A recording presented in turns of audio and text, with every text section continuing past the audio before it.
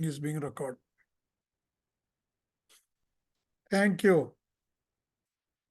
तो हम लोग इफिसियों के पत्र के अध्याय 4 के कुछ आयतों के ऊपर मनन किए थे, शायद आप सबों को याद होंगे। तो मैंने शुरू किया था कि एक स्वस्थ कलीसिया, अ हेल्थी चर्च के लक्षण क्या क्या है। तो सबसे पहले हमने देखा कि एक कलीसिया को हम अगर स्वस्थ तंदुरुस्त कलीसिया बोलें, सबसे पहले हमें देखने को मिलता है एक गुण जो एकता है। कलीसिया जब पवित्र आत्मा से भर जाती है तो उस कलीसिया में एकता है। प्रारंभिक कलीसिया, अगर हम प्रेरित दूसरा अध्याय से आगे पढ़े, एक चित्त, एक मन, एक भावना के साथ एक साथ मिलके कई चीजें वे की। हम प्रेरित दूसरा अध्याय में 4 बातें देखते हैं। पहली कलीसिया 4 बातों में उलझे थे, प्रेरितों की शिक्षा पाने में और प्रभु भोज रोटी तोड़ने में और संगति में और प्रार्थना में लवलीन रहे, बने रहे। तो ये तो पहले जो पिछले हफ्ता जो देखा है उसका पुनर्कथन के रूप में है, संक्षेप में मैं बता रहा हूं। एकता है सबसे पहला गुण, सबसे बड़ी, पहले सबको दिखने वाला एक गुण वो है। जैसा मैंने उस दिन कहा, एकता पवित्र आत्मा का केवल कार्य नहीं है बल्कि साधन है। कलीसिया में अगर एकता नहीं है तो पवित्र आत्मा काम करने भी दिक्कत होते हैं।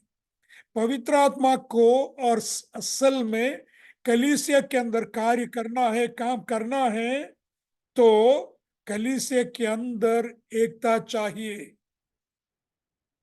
शुरू में जो पहला जो प्रेरित दूसरा अध्याय के बारे में ही मैं कह रहा हूं, सबसे पहले प्रेरित पत्रस का प्रचार था। वहां भी हम देखते हैं वो दूसरों के साथ खड़ा रहा। प्रेरित पत्रस दूसरे प्रेरितों के साथ खड़ा रह के प्रचार करने लगे।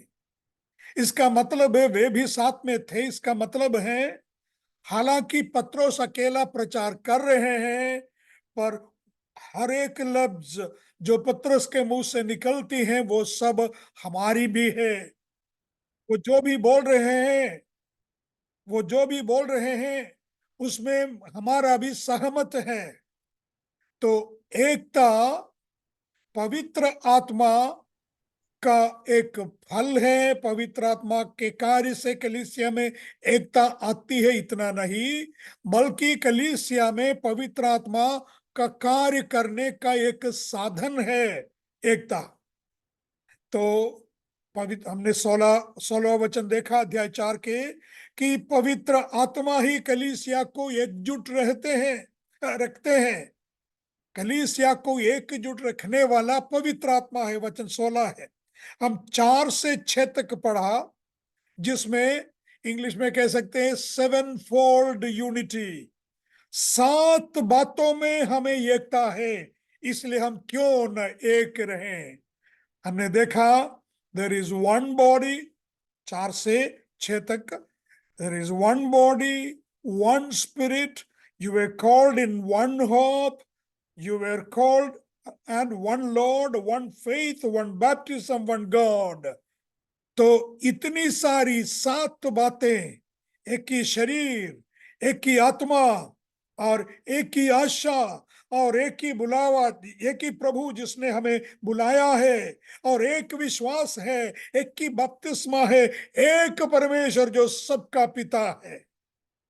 तो हमने पिछले हफ्ता देखा कि यूनिटी इज रिलेशनल। हम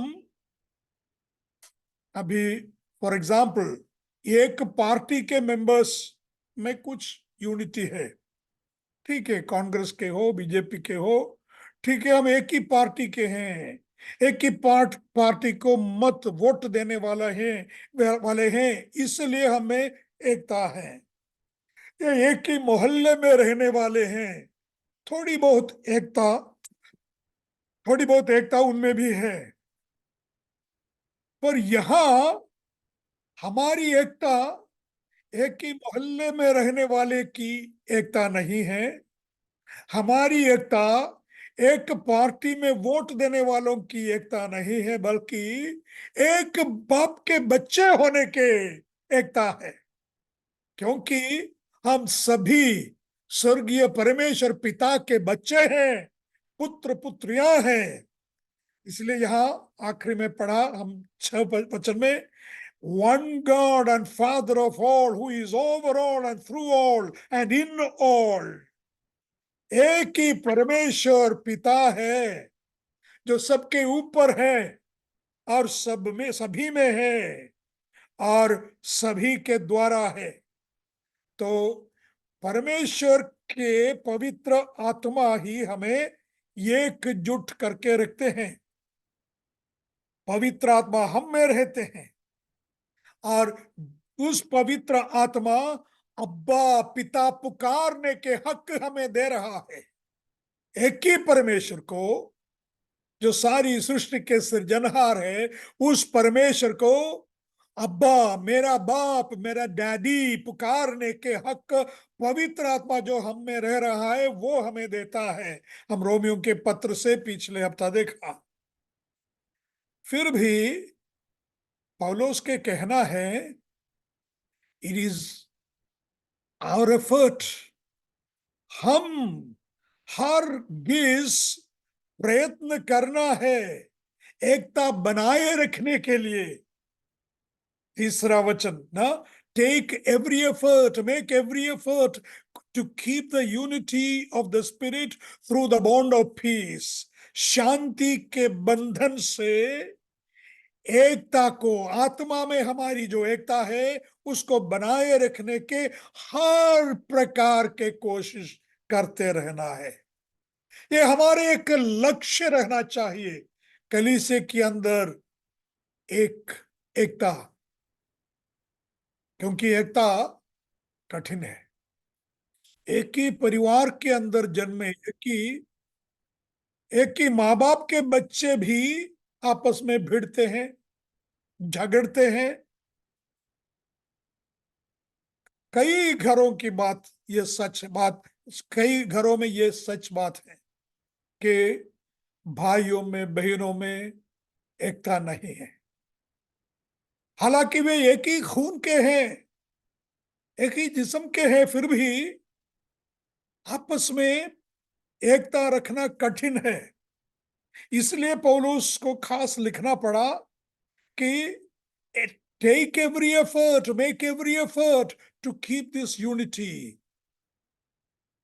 झगड़ा करना आसान है, बहस करना आसान है, विभाजन करना, टुकड़ा टुकड़ा टुकड़ा करना आसान है।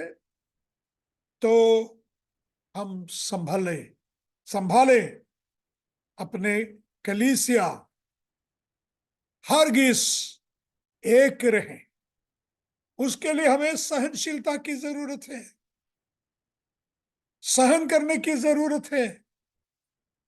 जैसा हमने पिछले हफ्ता भी देखा था कि सहन करने की जरूरत है। दूसरों की कमजोरियां, तकलीफें, मुसीबतें और दूसरों के स्वभाव भी, स्वभाव कहने के मतलब बुरी आदत के बारे में नहीं, मैं जैसा बोल रहा हूं वैसा नहीं आप बोलते हैं। दूसरे किसी के बोलने की तरीका अलग है, शिक्षा देने की तरीका अलग है। तो जैसा पिछले हफ्ता भी देखा, एक के हाथ में 5 अंगुलियां हैं और पांचों अंगुलियां अलग अलग प्रकार के हैं, साइज में, मोटापन में, लंबाई में अलग अलग हैं। इसलिए हम समझें कि परमेश्वर के शरीर के हम अंग है, इसलिए हम एक दूसरे से सहते रहे, एक दूसरों के इस प्रकार के स्वभाव के विशेष वैशिष्ट्य को, स्वभाव विशेषता को हम सहते रहे। जैसा मैंने पिछले हफ्ता कहा, ये अभी दोहरा रहा हूं, पुनर्कथन कर रहा हूं। यूहन्ना 17वां अध्याय 21 से 23 में प्रभु यीशु ने प्रार्थना की। प्रभु यीशु के महायाजकीय प्रार्थना, उस प्रार्थना में प्रभु ने कहा, हे पिता, ये सब एक हो, जैसे आप मुझ में और मैं आप में, वैसे ही वे हम में एक हो, जिससे संसार विश्वास करे कि आप ही मेरे भेजने वाले हैं। वो महिमा जो आपने मुझे प्रदान की है, मैंने उन्हें दे दी है कि वे भी एक हो, जिस प्रकार हम एक हैं, आप मुझ में और मैं उनमें, कि वे पूरी तरह से एक ही हो जाएं, जिसे संसार पर यह साफ हो जाए कि आपने मुझे भेजा और आपने उनसे वैसा ही प्रेम किया जैसा मुझ में। भाई, बहुत ही महत्वपूर्ण कुछ शब्द इस प्रार्थना में हमें देखने को मिलते हैं। नंबर वन, महत्वपूर्ण सबसे बड़ी बात, संसार तब विश्वास करेंगे कि यीशु, नसरत कर यीशु वास्तव में परमेश्वर से भेजा हुआ मसीहा है, जब आप और हम में एकता रहे। हमारी एकता, शायद मैंने पिछला हफ्ता भी बोला होगा, प्रचार बहुत होते हैं, कन्वेंशन होती हैं, ट्रैक डिस्ट्रीब्यूशन होते हैं, बाइबल ट्रांसलेशन होते हैं, फिर भी अभी भी 2% में इंडिया रह गई है। क्यों 2% मसीही? क्योंकि हमारे आपस में एकता नहीं है, हमारे आपस में प्रेम नहीं है। 2 बार इसी को दोहराया है इन 2-3 वचन के अंदर। संसार विश्वास करे कि आप ही मुझे भेजने वाले हैं। कब विश्वास करे? वे हम में एक हो, एक हम आपस में हैं और परमेश्वर में एक हो, तब संसार विश्वास करेंगे। और यहां और भी दिया है, मुझ में, आप मुझ में और मैं उनमें, कि पूरी तरह से एक हो जाए, जिससे संसार को यह साफ हो जाए कि प्रभु यीशु परमेश्वर से भेजा हुआ मसीहा है। और थोड़ा सा महत्वपूर्ण बात और भी बताया है, संसार के लोग समझ लें, अंगीकार करें कि परमेश्वर ने संसार पर प्रेम किया है। कैसे समझे? हमारे आपस के प्रेम के जरिए से, जैसा यूहन्ना की 13:35 में बताया है, by this men shall know that you are my disciples if you have love for one another। हम एक दूसरे से प्रेम करने के द्वारा संसार समझें, दूसरे समझ ले कि हम प्रभु यीशु मसीह के शिष्य हैं। तो ये सच्चाई है, ये एकता है।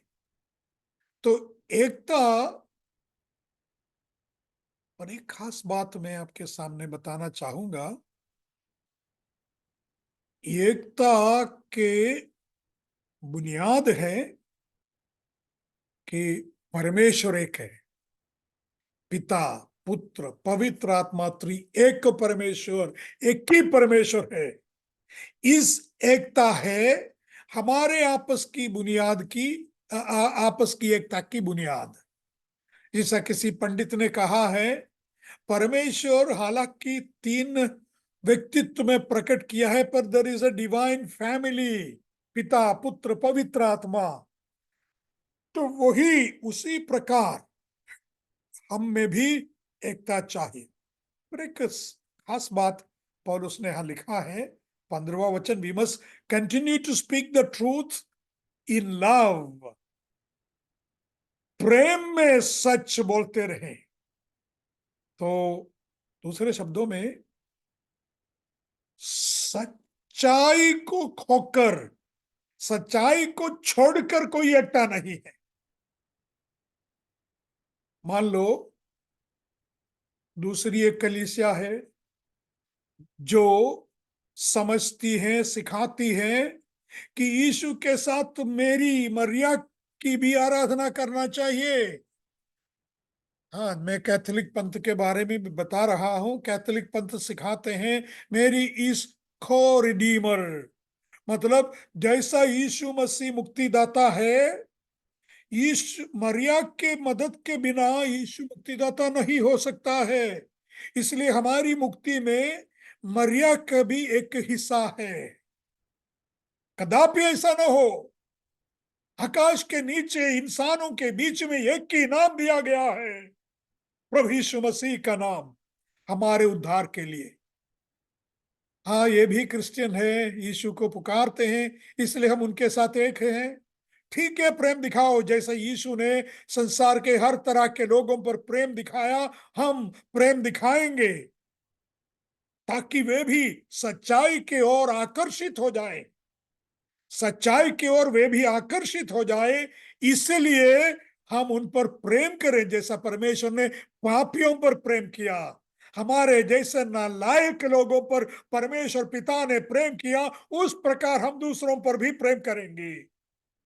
हर तरह के, हर मजहब के लोगों पर प्रेम करेंगे, पर सच्चाई को भूलना नहीं चाहिए। उनको ये नहीं बोलना ठीक है हमारे भी विश्वास वो है, तुम्हारा जैसा विश्वास है हमारा भी, ठीक है। संस्कृत में कहावत है, वो हिंदू लोगों की फिलॉसफी है, सत्यम ब्रूयात प्रियम ब्रूयात अप्रियम सत्यम अभी न ब्रूयात। सत्यम ब्रूयात प्रियम ब्रूयात अप्रियम सत्यम अभी न ब्रूयात, ये हमारा विश्वास नहीं है।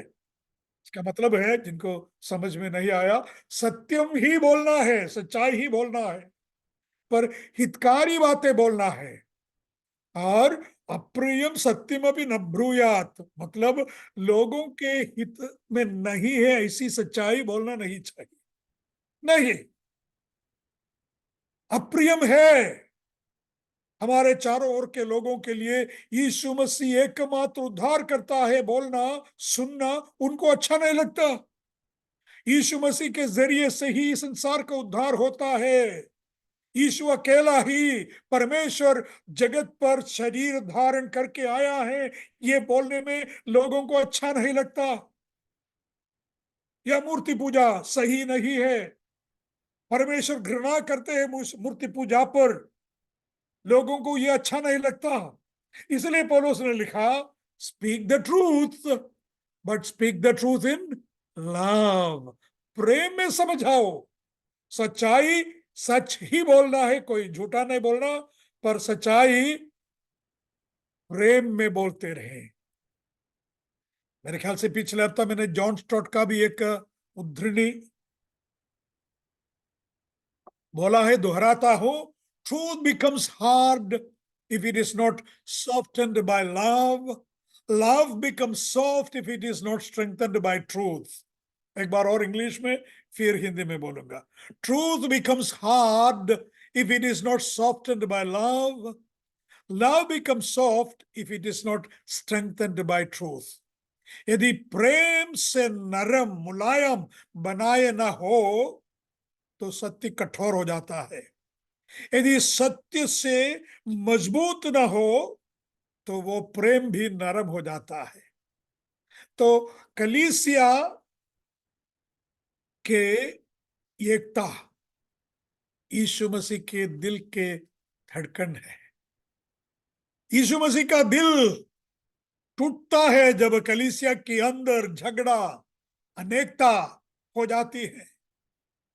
बहुत आसान है, जैसे मैंने बोला, भाई बहनों के आपस में कुड़कुड़ाने से, कानफूसी से, कई प्रकार के रीति में, कई रीति में, संसारिक रीति में कलीसिया के अंदर विभाजन हो सकता है, अनेकता हो सकता है।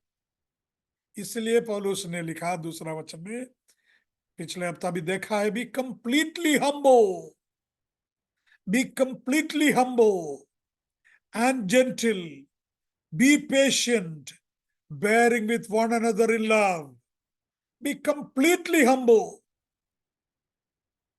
ये नया जो अनुवाद है बाइबल के, उसमें दिया है, तुम में विशुद्ध विनम्रता, चाहिए, पेशेंट सौम्यता चाहिए, तथा धीरज के साथ आपस में प्रेम में सहने का भाव भर जाए।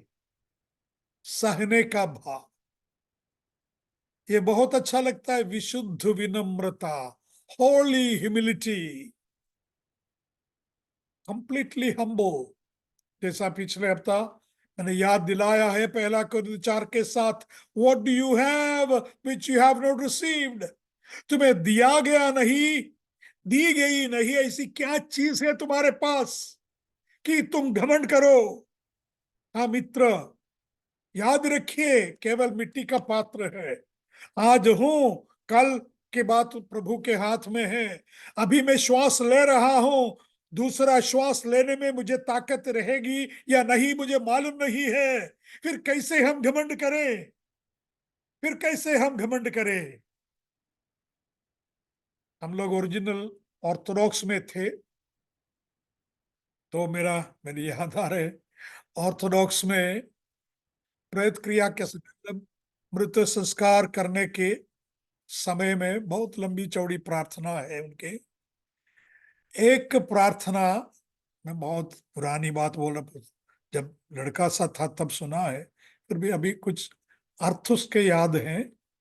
ऐसा है, डेड बॉडी को रखे हैं चर्च के अंदर, फिर पादरी प्रार्थना पढ़ा, लिखा हुआ है, पढ़ता है, पर प्रार्थना में ऐसा है, अगर यही है तुम्हारा अंत है, तो हे सामर्थ्यवान बलवान, तुम्हारे बल में क्यों घमंड करते हो। यही है तुम्हारा अंत है, तो हे धनवान, तुम्हारे धन में क्यों घमंड करते हो। यही है तुम्हारा अंत है, तो हे सुंदर व्यक्ति, तुम्हारी सुंदरता में, तुम्हारा सौंदर्य में क्यों घमंड करते हो। हाँ मित्र, ध्यान में रखिए, हम केवल मिट्टी के पात्र हैं, एक दिन मिट्टी में मिट जाने वाला मिट्टी के पात्र है। इसलिए विनम्र रहिए, नम्रता से, सौम्यता से और धीरज के साथ। यह धीरज को कैसे समझे, बी पेशेंट। धीरज को कैसे समझे, धीरज को समझे कि मान लो आप एक स्पर्धा, एक कंपटीशन में है, दौड़ रहे हैं, और आप दौड़ के मान लो 300 मीटर आगे बढ़े, पीछे देखे तो कोई 200 में है, कोई 100 में है, और आप जो 300 में है, आपको लगता है अरे ये बहुत धीमी है, बहुत धीरे चल रहे हैं। पर ध्यान रखिए, ये कैसी वक्त आएगी जब वे भी 300 पहुंच जाएंगे।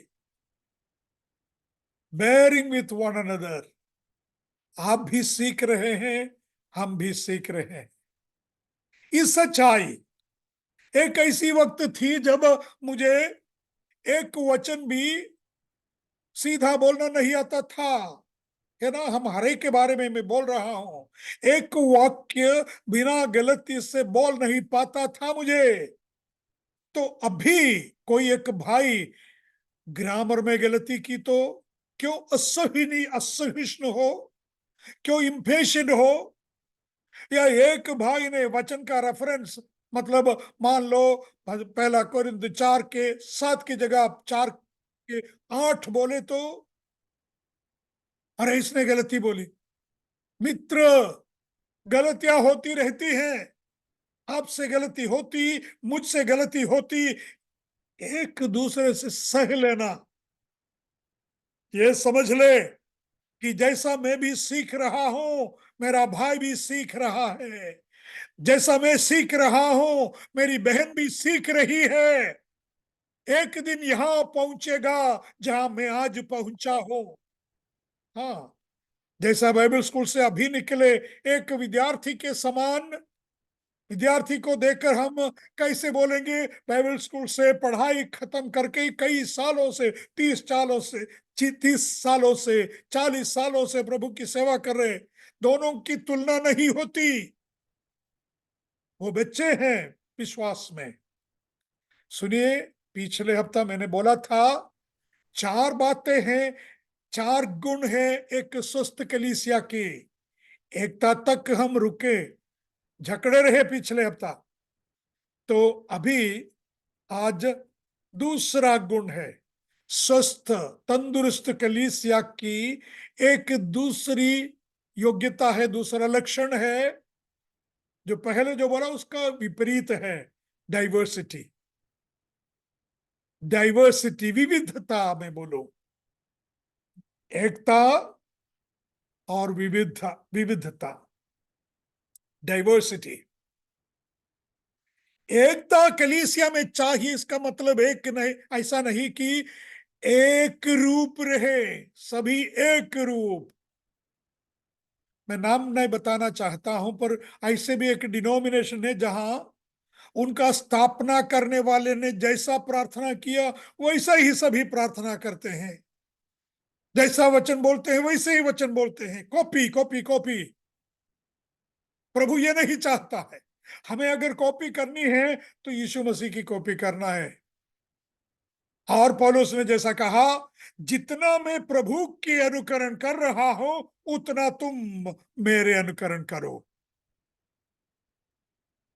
तो अनुकरण करना जरूरी है।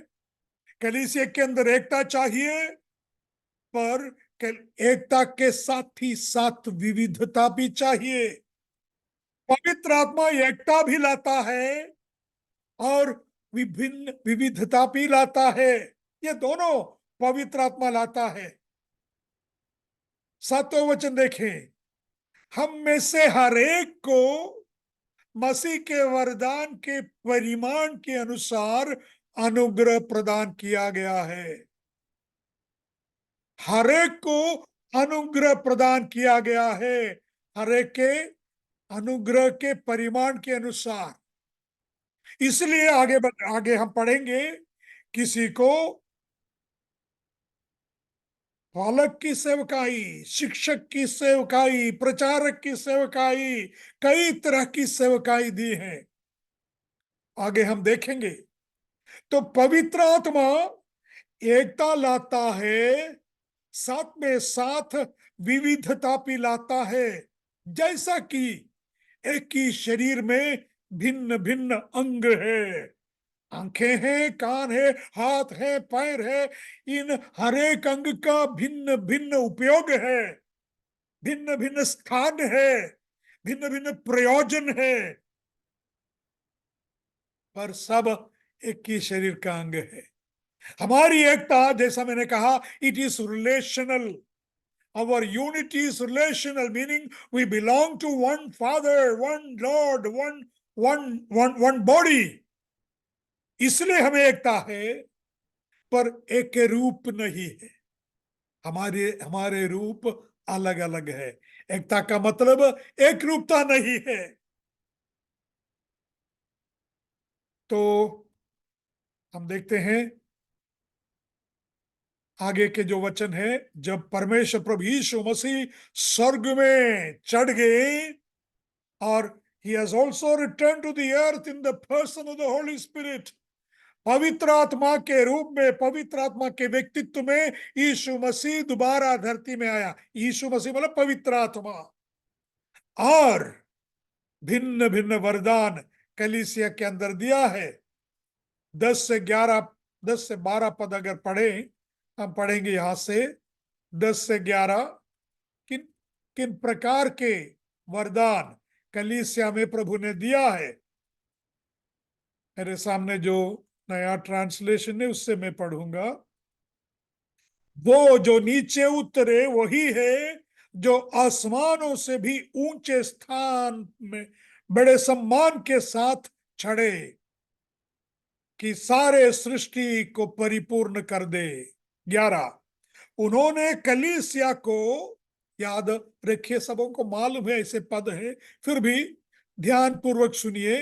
उन्होंने कलीसिया को, कुछ प्रेरितों को, कलीसिया के कुछ प्रेरित, कुछ भविष्यवक्ता, कुछ सुसमाचार सुनाने वाले, तथा कुछ कलीसिया के रखवाले यानी पास्टर, पालक, उपदेशक प्रदान किया। एक ही कलीसिया के अंदर भिन्न भिन्न प्रकार की सेवा परमेश्वर ने दी है। एकता जरूरी है। कलीसिया का सर्वप्रथम लक्षण, स्वस्थ कलीसिया के सर्वप्रथम लक्षण है एकता, पर साथ ही साथ विविधता भी है।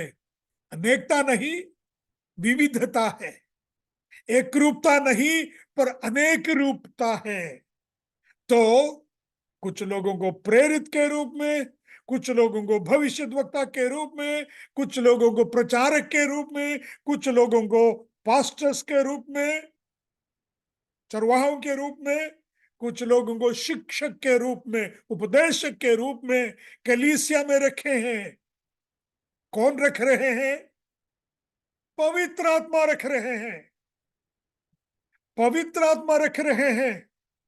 पर एक सच्चाई, एक सीक्रेट, एक मर्म में मुझे बताने दीजिए। Every single person is a minister. कलीसिया के हर व्यक्ति एक सेवक है। ऐसा मत सोचिए कि किसी को अलग सेवक के रूप में रखें तभी तो वह सेवक बनता है। ये जो वचन 11 से 12 तक वचन हमने पढ़ा, इन वचनों के मुताबिक हरेक में कुछ न कुछ वरदान दिया है।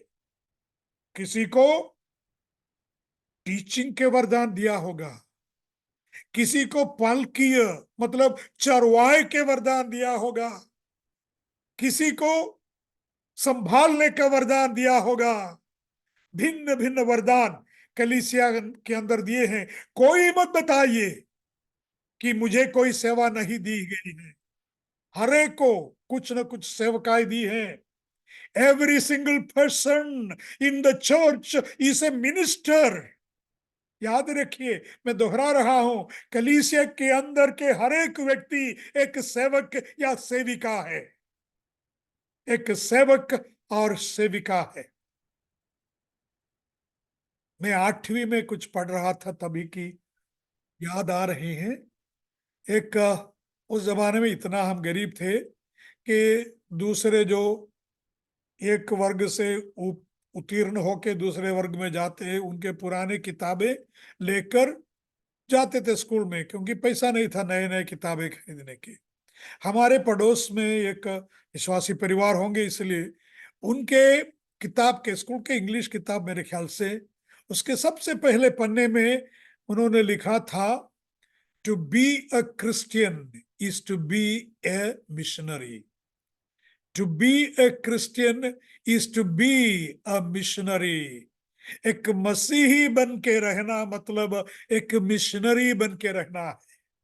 हर एक मसीही को, हर एक विश्वासी को प्रभु यीशु मसीह ने एक उत्तरदायित्व देकर भेजा है, रखा है। प्रभु यीशु मसीह ने एक सेवकाई दी है। जैसा पवित्र आत्मा उतर कर कलीसिया को भर दिया, तब हरेक को कुछ न कुछ वरदान दिया। बस इतना है, आपको पूछना होगा परमेश्वर से, मेरी सेवा क्या है? मेरी कलीसिया के अंदर किस प्रकार की सेवा मुझे दी है? क्या उपदेश करने के, टीचिंग करने का वरदान, या पालकीय वरदान? पालक मतलब चरवाहा। मैं हमारी हमारी इधर के कलीसिया में भी कलीसिया के अगुओं के बारे में शिक्षा दे रहा था। तो एक सिंपल सी बात है, पालक की सेवा क्या है? चरवाहा के पालक हम मराठी में बोलते, शायद हिंदी में भी कोई होगा। तो चरवाहे की काम क्या है? सिंपल है, सिंपल है, भजन 23 याद करना है। यहोवा मेरा चरवाहा, मेरी कोई घटी नहीं होगी, नहीं है। आत्मिक दृष्टि में कलीसिया की क्या जरूरत है, हर एक विश्वासी की क्या जरूरत है, समझकर उन जरूरतों को निभाने वाला है चरवाहा। वो हरी चरागाह में मुझे लिटाता है ना? वैसा ही है ना? मैं स्मरण से बोल रहा हूं। भेड़ बकरे कब बैठते हैं, कब लेटते हैं, जब पेट भर के खाना खाते उसके बाद। यानी चरवाहा का कार्य है, चरवाहा का काम है पेट भर के हमारे हमारे झुंडों को खिलाना, वचन के मन्ना खिलाना। फिर शांत पानी के पास मुझे लेके जाता है लीडिंग, जहां खतरा नहीं है ऐसी जगह में, शांत पानी है वैसी जगह में, वहां कोई जंगली जानवर नहीं है वैसी जगह में लेके जाने की सेवकाई है, लेके जाने की उत्तरदायित्व है चरवाहे के। आगे मृत्यु छाए के दरी से मुझे जाना पड़े तो भी मैं डरने वाला नहीं हूं, क्योंकि तुम मेरे साथ हो। कलीसिया के भाई बहन खतरों से जब गुजरते हैं, कठिनाइयों से जब गुजरते हैं, परेशानी में से गुजरते हैं, साथ में जाके बैठ के सांत्वना देने वाला है, शांति प्रदान करने वाला है कलीसिया के चरवाहा। हम चरवाहा मुझे बनाए तब मैं चरवाहे के काम करूं ऐसा नहीं। काम करो। अगर परमेश्वर ने उस प्रकार की सेवकाई आपको दी है तो आप काम करो, काम करो। कोई आपको बनाने के, चरवाहा बनाने की जरूरत नहीं है। जैसा मैंने कहा, every single person in the church is a minister. कलीसिया के अंदर के हर व्यक्ति एक सेवक है, सेविका है। किसी को प्रेषित का, किसी को भविष्यवक्ता का, किसी को सुसमाचार प्रचारक का, किसी को चरवाहे का, किसी को शिक्षक का। ऐसा भिन्न भिन्न सेवकाएं दी है। एक तंदुरुस्त कलीसिया का गुण, लक्षण, नंबर वन एकता है। नंबर वन यूनिटी, इंग्लिश में बोलूं unity. Number two is diversity, विभिन्नता, विभिन्नता, विविधता। एक है, एक शरीर है, भिन्न भिन्न अवयव, भिन्न भिन्न अंग, भिन्न भिन्न काम के साथ परमेश्वर ने हमें रखे हैं। और एक और गुण, एक और लक्षण, उस दिन मैंने बोला था 4 लक्षण है पिछले हफ्ता, तो 4 में एक ही हमने चर्चा की थी पिछले हफ्ता, एकता के बारे में।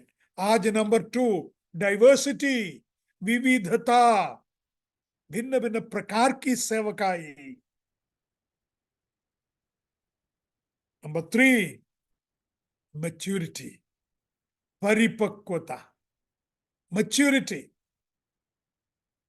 सही कलीसिया, अच्छी कलीसिया, तंदुरुस्त कलीसिया एक परिपक्व कलीसिया रहेगी, उसमें मैच्योरिटी होंगे।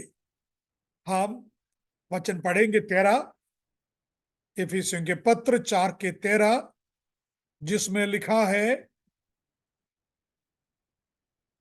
जब तक हम, परमेश्वर का उद्देश्य है भिन्न भिन्न प्रकार की सेवकाई कलीसिया में दी है कि कलीसिया सुसज्जित हो जाए, कलीसिया सज्ज रहे, तैयार रहे। और 13वां वचन, ये क्यों कलीसिया को सुसज्जित करने के लिए प्रेरित को दिया, भविष्यवक्ताओं को दिया, पालक को दिया, मतलब चरवाहों को दिया, प्रचारक को दिया, शिक्षक को दिया, क्यों? उसका उद्देश्य क्या है, उसका ध्येय क्या है परमेश्वर के? 13वां वचन, जब तक हम सभी को विश्वास और परमेश्वर पुत्र के बहुत ज्ञान की एकता उपलब्ध न हो जाए, सिद्ध मनुष्य के समान, जो मसीह का संपूर्ण डील डॉल है, सिद्ध मसीह के समान। हम इंग्लिश में भी पढ़ेंगे, until we all reach unity in the faith, विश्वास में एकता प्राप्त हो जाए, परमेश्वर का लक्ष्य है। और किसमें एकता चाहिए? In the knowledge of the son of God, परमेश्वर के पुत्र के ज्ञान में हम एकता पाए। And become mature, become mature, सिद्ध मनुष्य, ये कलीसिया के बारे में परमेश्वर की अपेक्षा है। कलीसिया सिद्ध हो जाए, परिपूर्ण हो जाए, किसी भी प्रकार की कमी, किसी भी प्रकार की कमजोरी कलीसिया में न हो जाए। व्यक्तिगत रीति में भी हम बताएं, it is not enough to get older and older and older. We need to grow in spiritual maturity. आत्मिक जीवन में पक्वता पाना चाहिए। पत्रस ने लिखा है, अभी जन्मे बच्चों के नाई निर्मल दूध पीना चाहें, तरसे, पर वहां नहीं रुकते। पौलुस ने लिखा है, तुम अभी भी दूध पीते हो, इतने साल के बाद भी दूध ही चाहिए तुमको, कब खाएंगे आप खर पदार्थ? यानी वचन की गहराई, गहरी बातें, वचन की गहराई तक कब जाएं तुम? जो शुरू में बुनियादी बातें सीखी हैं, उन बुनियादी बातों को ही अभी भी दोहराते रहे, दोहराते रहे, दोहराते रहे। मतलब कलीसिया पक्की नहीं होती, परिपक्व नहीं होती। परमेश्वर चाहते हैं कि यीशु मसीह के नाप के मुताबिक, यीशु मसीह के ढिलडोल हम बन जाए, यीशु मसीह के समान हम बन जाए। It is not enough to be older, it is needed that we become mature, we grow in spiritual maturity.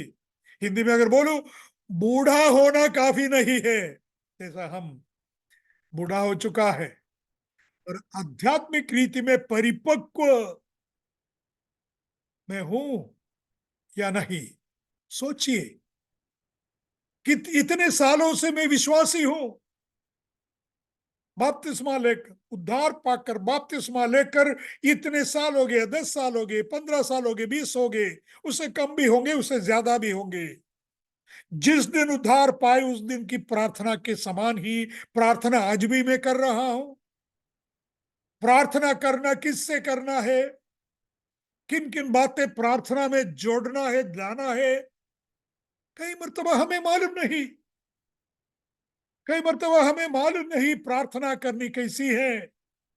कभी प्रार्थना सुनने में लगता है कि कलीसिया को सिखा रहे हैं, कभी प्रार्थना करने में लगता है कि, प्रार्थना सुनने में लगता है कि सुसमाचार का प्रचार कर रहे हैं। मित्र, परमेश्वर को कोई बातें सिखाने की जरूरत नहीं, सारी बातें परमेश्वर जानते हैं। प्रार्थना क्या चीज है? अभी प्रार्थना मेरा विषय नहीं है। मेरा विषय है कलीसिया परिपक्व होना, पक्वता प्राप्त करना। केवल कलीसिया, कॉमन मैन बोलना काफी नहीं है। व्यक्तिगत मेरे आत्मिक जीवन में मैं कितने आगे बढ़ा है, जब से विश्वास पाया, वचन की गहराई में कितना उतरा मैंने, वचन की गहराई कितना जान लिया मैंने। मित्र, जैसी इस गहराई प्राप्त हो, जैसा जैसा आप और मैं परमेश्वर के सामने घुटने टेक के बैठे, जैसा जैसा मैं और आप परमेश्वर का वचन खोल के बैठे, मनन करते बैठे, अध्ययन करते बैठे, और परमेश्वर से प्रार्थना करके बैठे कि हे प्रभु, इस वचन, एक पुराना संत की बात याद आ रही है। वो संत बड़ा स्कॉलर था, फिर भी उनकी कहना था कि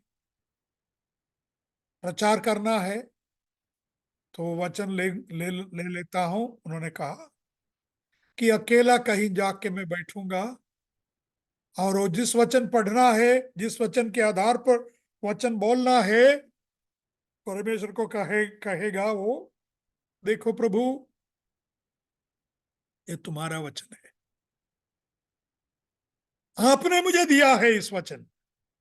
आप चाहते हैं कि हमारे इन लोगों को इस वचन स्पष्ट रीति में समझाना है, आप मुझे समझाइए, आप मुझे पहले समझाइए इसका अर्थ, इसका मकसद, किस प्रकार इसको मेरे जीवन में लागू करना है, फिर मैं सिखाऊंगा मेरी कलीसिया को किस प्रकार उनके जीवन में यह लागू करे।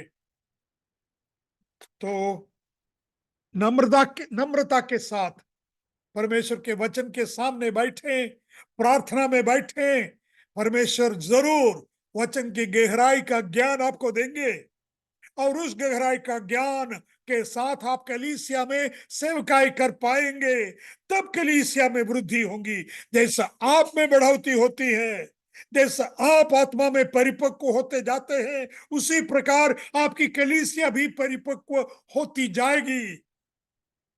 ध्यान रखिए, दोहरा रहा हूं, हर एक सेवक है, हर एक विश्वासी सेवक है। आप आपको कुछ न कुछ सेवकाई परमेश्वर ने दी है।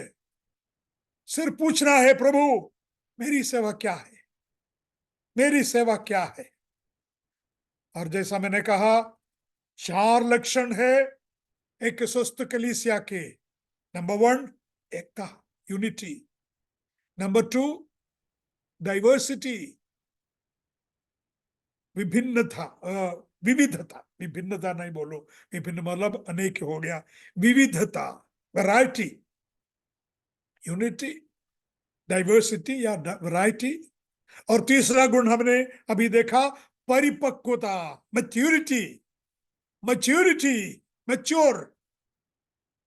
आज भी छोटे बच्चे जैसा दूध पीते रहे, और मैं आज भी दूध पिलाते रहूं, तो कलीसिया में परिपक्वता नहीं है, हमारी कलीसिया परिपक्व नहीं है। चौथा गुण है ग्रोथ, बढ़ोतरी। अभी बच्चे अगर हेल्थी हैं, हमारे बच्चे अगर स्वस्थ हैं, तो बच्चे बढ़ेंगे शारीरिक रूप में। मैं शारीरिक उदाहरण बोल रहा हूं। अगर बच्चे बढ़ते नहीं, तो समझना चाहिए कुछ ना कुछ कमी है, कुछ गड़बड़ है। हम सीधा डॉक्टर के पास लेके जाएंगे, पीडियाट्रिशियन के पास लेके जाएंगे, क्या हो रहे हैं मेरे बच्चे को, वो बढ़ता नहीं। जन्म के समय 3 किलो था, अभी 1 महीने के बाद, 1 साल के बाद भी 3 किलो है, बढ़ता नहीं या बढ़ती नहीं। डॉक्टर ने बोलेंगे कुछ विटामिन खिला लो, पिला लो, अच्छा भोजन, संपुष्ट अन्न, संपुष्ट आहार उसको दो, तो पुष्टि हो जाएंगे। तो कलीसिया भी अगर जैसा शुरू हुआ वैसे ही रह गई, तो उस प्रकार की कलीसिया के बारे में हमको सोचना चाहिए। कलीसिया का क्या हो गया, इस कलीसिया को क्या हो गया। नंबर 1 बढ़ोतरी है, नंबर 1 वृद्धि है आत्मिक जीवन में। कलीसिया के आत्मिक जीवन में बढ़ोतरी होना चाहिए, वृद्धि होना चाहिए। ये कैसे परखे? What is the test?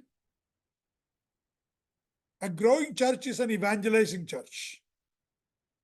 अगर अपनी कलीसिया हेल्थी रहती है, तो इवेंजलिज्म करेंगे, सुसमाचार का प्रचार करेंगे। कलीसिया के रूप में करेगी या व्यक्तिगत? व्यक्तिगत। अगर आध्यात्मिक जीवन में, मेरे आत्मिक जीवन में मैं बढ़ रहा हूं, तो मुझे ये ये तात्पर्य रहेगा, मेरा दिल तरसेगा कि किसी को बताया नहीं तो कहीं क्या होगा। How can we remain quiet? मैं कैसे शांत रहूं, मैं कैसे शांत रहूं? ये सुसमाचार को बिना प्रचार करते हुए मैं कैसे रहूं? परमेश्वर चाहते हैं कि हम उसके सुसमाचार का प्रचार करते रहें, व्यक्तिगत रीति में शुभ संदेश।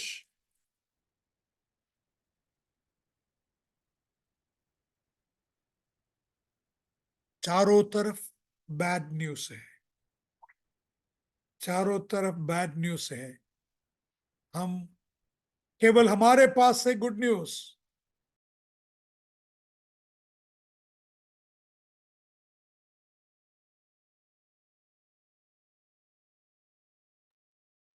केवल हमारे पास से गुड न्यूज, शुभ संदेश। दुख की बात, लड़ाई के बाद भाई विद्यासागर जुड़े हैं, उनसे पूछिए, बताएंगे क्या हो रहे हैं मणिपुर में, क्या हुआ है मणिपुर में अभी तक, और क्या हो रहा है मणिपुर में। भाई हमें बताएंगे। बाद बाद में भाई को 2-3 मिनट देंगे हम अपनी गवाही देने के लिए, मतलब उधर की हालत के बारे में बताने के लिए। मित्रों, बढ़ने वाली कलीसिया आरोग्य वाली कलीसिया है, स्वस्थ कलीसिया है, तंदुरुस्त कलीसिया है। कलीसिया अगर तंदुरुस्त है, बढ़ेगी। नंबर वन, आरोग्य में, कलीसिया की तंदुरुस्ती में बढ़ेगी। कलीसिया बढ़ने वाली कलीसिया रहेगी। कलीसिया कैसे बढ़ेगी? मैं और आप जो कलीसिया के सभासद है, मेंबर्स हैं, दूसरों को गुड न्यूज बताएं। तब अपने अंदर ही अंदर छुपा के रखें तो कैसे कलीसिया बढ़ेगी? कई कलीसिया के बारे में ये सच है कि केवल रविवार को आते हैं, रविवार को मिलते हैं, प्रेज द लॉर्ड बोलते हैं, कैसे है भाई, कैसे है बहन, आपस में चर्चा करते हैं, बहुत अच्छा लगता है, आराधना होती है, प्रचार होते हैं, सब कुछ होते हैं। पर फिर नेक्स्ट रविवार को मिलेंगे, एक रविवार को नहीं मिले, एक रविवार के बाद फिर अगले रविवार को मिलेंगे। यही हालत है कई जगह में, यही हालत है कई जगह में। मित्र, हम अपने आप में डिसाइड करें कि मैं प्रचार करने वाला बनूं।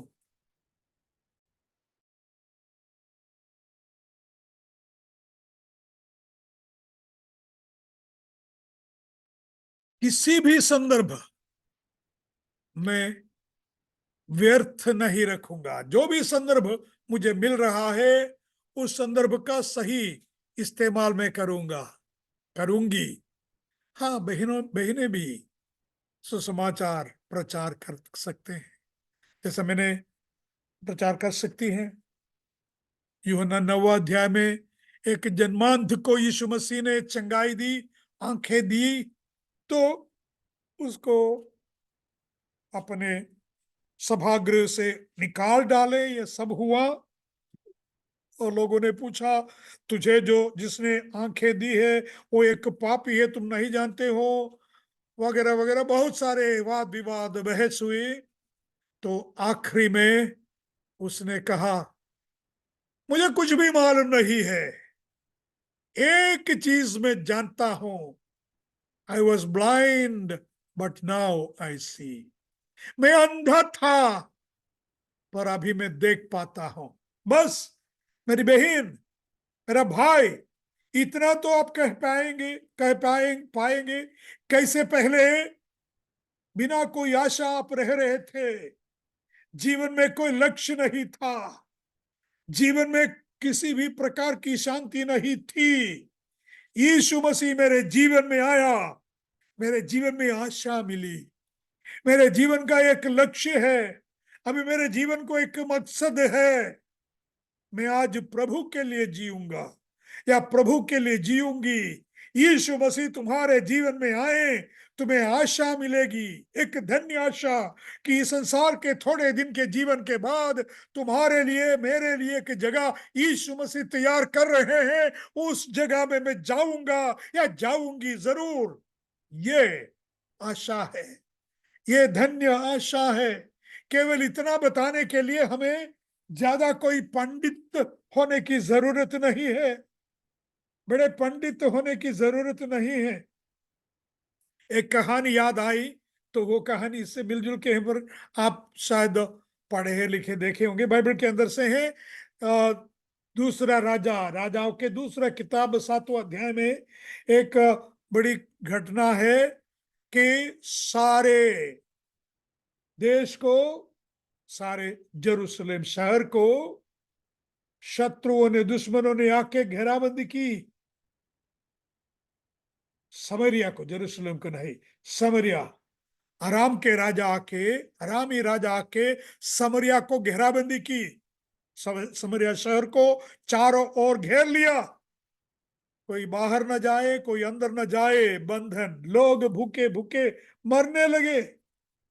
और दिया है शुरू में, 7वें अध्याय के शुरू में, एक सया फ्लावर, एक सया फ्लावर मतलब मान लो एक किलो, 1 किलो, 1 पॉइंट दिया है, मतलब आधा किलो, 1 किलो तक होगा। 1 किलो फ्लावर आटा बेच रहा था कितने शेकलों में? 1 शेकल।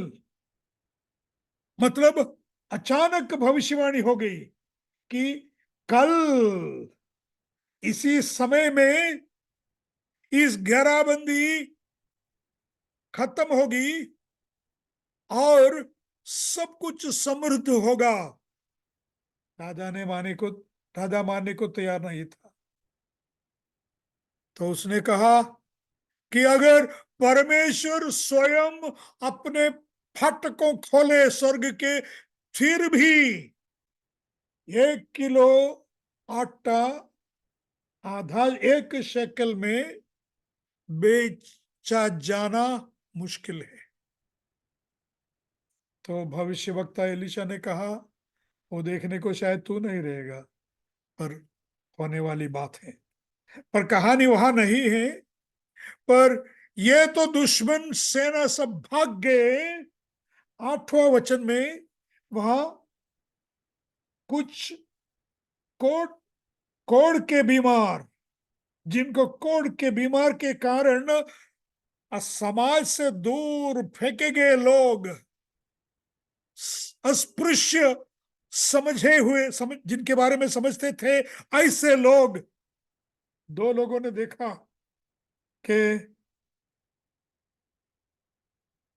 शत्रुओं ने सब छोड़ के भागे हैं। एक कोढ़ के मरीज जाके देखा तो वहां भरपूर खाना है, पीना है, सोना है, चांदी है, कपड़े हैं। एक तंबू से सब ले लिया, दूसरे तंबू से ले लिया, ये सब छुपा के रखे। फिर 9वां वचन, दूसरा कोरिन्थ, दूसरे राजा 7वां अध्याय के 9वां वचन, उन्होंने कहा ये चार, दो नहीं, 4 कोढ़ी लोग थे। तीसरा वचन में 4 कोढ़ी, तो 4 लोग, मैंने गलत बोला, 2 है। तो चारों ने ले लिया अपने जितनी जरूरत है, सारे कपड़े, सोना, चांदी, आटा, खाने की चीजें। फिर 9वां वचन बहुत ही महत्वपूर्ण है। दूसरे राजा 7वें अध्याय के 9, then they said to each other, we are not doing right. This is a day of good news and we are keeping it to ourselves. We are not doing it right. हम ये सही नहीं कर रहे हैं, हम जो कर रहे हैं सही नहीं कर रहे हैं, हम गलत कर रहे हैं। हमारी ड्यूटी है कि दूसरे जो भूखे हैं, दूसरे जो मर रहे हैं, उन्हें भी ये सुसमाचार, उन्होंने यही शब्द इस्तेमाल किया है, ये सुसमाचार का दिन है, सुसमाचार का दिन है। हम ये ठीक नहीं कर रहे हैं। मैं बाइबल हिंदी से पढ़ रहा हूं। आज का दिन शुभ संदेश का दिन है। यदि हम इसको देने के लिए सुबह तक ठहरे रहेंगे तो हम दंड के अधिकारी हो जाएं। सो हम जाकर राज परिवार को बता दे, सबको बता दे। क्या बता दे? शुभ संदेश, खाना उपलब्ध है, भूखे मरने की जरूरत नहीं है। आज हमारी भी यह ड्यूटी है। स्वर्गीय भोजन प्रभु यीशु मसीह के द्वारा, स्वर्गीय मन्ना हमें मिल रहे हैं, कोई भूखे मरने की जरूरत नहीं है, तो कलीसिया की बढ़ोतरी तब होगी जब हम अपने उत्तरदायित्व को पूरी करें, जब हमारी जिम्मेदारी को हम पूरी करें, तब कलीसिया की बढ़ोतरी होगी। हमारे जीवन में भी परिपक्वता चाहिए, ग्रोथ चाहिए, अपने व्यक्तिगत जीवन में ग्रोथ, बढ़ोतरी चाहिए, तो हमें दूसरों तक सुसमाचार लेके जाना है, दूसरों को वचन सिखाना है। जो आत्मिक जीवन में ग्रोथ चाहते व्यक्तिगत जीवन में, उनके लिए एक भेद, एक रहस्य मैं बताता हूं। आप सिखाना शुरू करो, वचन केवल सीखना नहीं, सिखाना शुरू करो, तब आपको गहराई में जाना ही होगा, पढ़ना ही होगा, प्रार्थना करना ही होगा। इसके जरिए से लोगों को वचन सुना सकेंगे, अपने कलीसिया के लोगों की आत्मिक बढ़ोतरी होगी। बस इतना नहीं, आप खुद के जीवन में भी बढ़ोतरी होगी। Healthy church is a growing church. 4 गुण देखा हमने। नंबर 1, हेल्थी चर्च में एकता है। एक हेल्थी चर्च में डाइवर्सिटी, विविधता है। एक हेल्थी चर्च में मैच्योरिटी है, परिपक्वता है। हेल्थी चर्च में बढ़ोतरी है, वृद्धि है।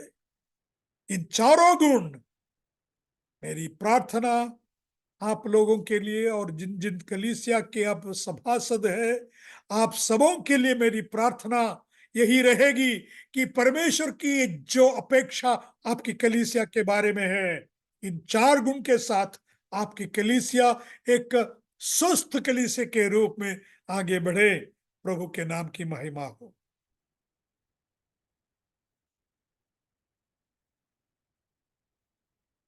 दो मिनट भाई थैंक यू विद्यासागर सो को much they uncle. Thank you so much uncle, आपके लिए बहुत बहुत धन्यवाद हो कि आज आपने हमें 4 गुणों के साथ बताया, जो कलिसिया में प्रेम, एकता, नम्रता, दीनता और ऐसी बहुत बड़ी बातें बताई हैं जो हमारे जीवन में लागू होती हैं। परमेश्वर आपको बहुत आशीषित करे, क्योंकि वचन के अनुसार हम लोगों को जीवन बिताना है, वचन के द्वारा हम लोगों को प्रेम रखना है, वचन के द्वारा हम लोगों को एकता में चलना है, जो परमेश्वर के साथ हमें वचन के द्वारा ले जाती है। परमेश्वर आपको बहुत आशीषित करे, क्योंकि आज हम जब बाइबल पढ़ते थे तो एक एक एक पुस्तका की तरह पढ़ते थे, जैसे कि एक पार्ट पढ़ लिया, 2 पार्ट पढ़ लिया, उसकी ज्यादातर गहराई में नहीं जा पाए। जो आपने आज हमें उस वचन की गहराई तक हमको पहुंचाने की, जो आपने परमेश्वर ने आपको सामर्थ्य दी, हम बयान नहीं कर सकते, क्योंकि हमारे लिए ये बहुत महत्वपूर्ण बात है। आजकल हम कलीसियाओं में देख रहे हैं, एकता की कमी से कलीसिया टूट रही है, प्रेम की कमी से कलीसियाएं टूट रही हैं। क्यों टूट रही हैं? ये वही है जो प्रेम नहीं है। जो परमेश्वर हमको जो प्रेम सिखा गए हैं और जो सिखा रहे हैं वचन के द्वारा, उस वचन के द्वारा हम कलीसियाओं में एकता नहीं रही। क्योंकि आज हमको इस बात को सीखना बहुत जरूरी है हम लोगों के जीवन में। जहां तक जो नए विश्वासी हैं और पुराने विश्वासी भी हैं, सभी को इस बात को मनन करना बहुत जरूरी है कि प्रेम से बढ़कर इस संसार में कुछ भी नहीं है, और एकता एक संगठन होती है। आज हमारे विश्वास लोग, काफी लोग कलीसियाओं में जो आते तो है, संडे को आते हैं, हाँ ठीक है, मिलना जुलना होता रहता है, लेकिन ऊपरी ऊपरी प्रेम है, मुंह बोला प्रेम है, आत्मिक नहीं है। परमेश्वर आपको बहुत आशीषित करे इन वचनों के द्वारा। हम लगातार, आप हमारे बीच में इसी तरह से सिखाते रहिए। एक हम उपदेशक की तरह हमारे लिए एक उपदेश देते रहिए, ताकि जो बाइबल का वचन है जो हम लोगों की गहराई तक पहुंचते हैं, वचन की गहराई तक पहुंचते हैं, सो हमको बहुत सराहना मिलती है और बहुत उत्साहक होते हैं कि आज हम एक उपदेशक के सामने, एक उपदेशक के साथ में खड़े हैं, और जो हम वचन बोल रहे हैं वो हम वचन सीख रहे हैं।